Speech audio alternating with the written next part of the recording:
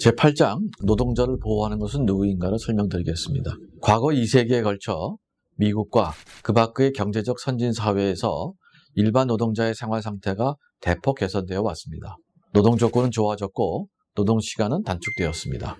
소득은 훨씬 높아졌고 그 덕분에 종전에는 부유한 소수만이 즐길 수 있었던 생활 수준을 평범한 가정에서도 즐길 수 있게 되었습니다. 사람들은 노동자의 생활이 개선된 것이 노동조합 때문이라고 생각하는 경향이 있습니다. 과거 2세기에 걸친 미국 및 그 밖의 서구 제국의 역사는 이러한 대답이 잘못된 것이라는 사실을 입증해주고 있습니다. 이 시기의 대부분의 기간 동안 노동조합은 존재감이 없었습니다. 1900년에 가서야 전체 근로자의 겨우 3%만이 노동조합에 가입하였을 정도입니다. 심지어 오늘날에도 근로자의 대부분은 노동조합과는 거리가 먼 삶을 살고 있습니다. 노동조합은 근로자의 생활을 개선시키는 주요한 이유가 아니라는 것은 분명해집니다. 잘못된 생각 중에 하나가 근로자와 노동조합을 같은 뜻으로 생각하는 것입니다. 근로자 대부분은 노동조합에 가입되어 있지 않을 뿐 아니라 노동조합과 조합원의 이해관계가 동일하지도 않습니다.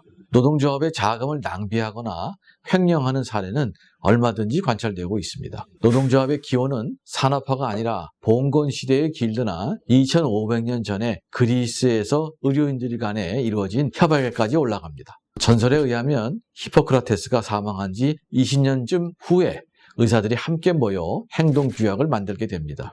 이 행동규약이 스승의 이름을 본따 히포크라테스 선서라고 명명됐습니다. 훈련받은 의사들은 이 선서에 서명하고 나서야 개업을 하는 관습이 전해 내려왔습니다. 현재에도 의과대학 졸업식의 일부로 계속되고 있습니다. 선서 안에 있는 고귀한 글귀 외에도 내가 배운 지식은 나와 나의 스승의 제자들과 올바르게 훈련받고 서약한 사람들에게만 전수한다는 글도 있습니다. 일종의 조합으로 볼 수 있는 대목입니다.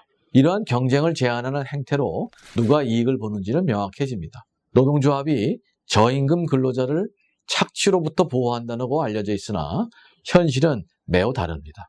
영국에서 정부가 석탄산업, 공익산업, 전화산업, 병원산업 등 다양한 분야에서 국유화를 추진한 적이 있었습니다. 이들 국유화된 산업에서 노동조합의 힘은 강력했습니다.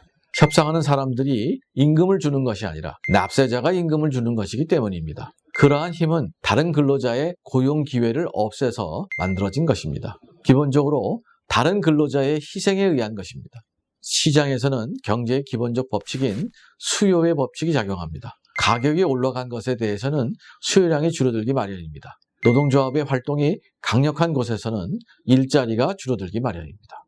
노동조합의 힘의 원천은 정부의 지원하에 고임금을 강제함으로써 일자리를 억제하는 데 있습니다. 과연 고임금을 강제할 수 있을까요? 사용자가 비노조원을 고용하면 협박하는 등의 폭력을 사용하여 임금을 조정할 수도 있습니다. 이보다 쉬운 방법은 정부의 지원을 받는 것입니다. 또는 최저임금법과 같이 법률을 이용하는 방법도 있습니다. 낮은 임금에도 기꺼이 일하려는 사람들이 일하지 못하도록 하기 위한 것입니다. 근로자 간의 경쟁을 제한하려는 것은 임금만이 아닙니다. 동업자 수를 제한하는 노력도 경쟁을 제한하고 임금을 올릴 수 있습니다. 동업자 수를 제한하려면 정부의 도움이 필요합니다. 열쇠는 면허제도입니다. 보호받을 길이 없는 근로자는 고용해줄 사용자가 하나밖에 없는 근로자들과 고용해주는 사용자가 전혀 없는 근로자들입니다. 고용할 사용자가 전혀 없는 근로자들은 자신을 위한 노동조합이 없고 하소연할 것도 없습니다.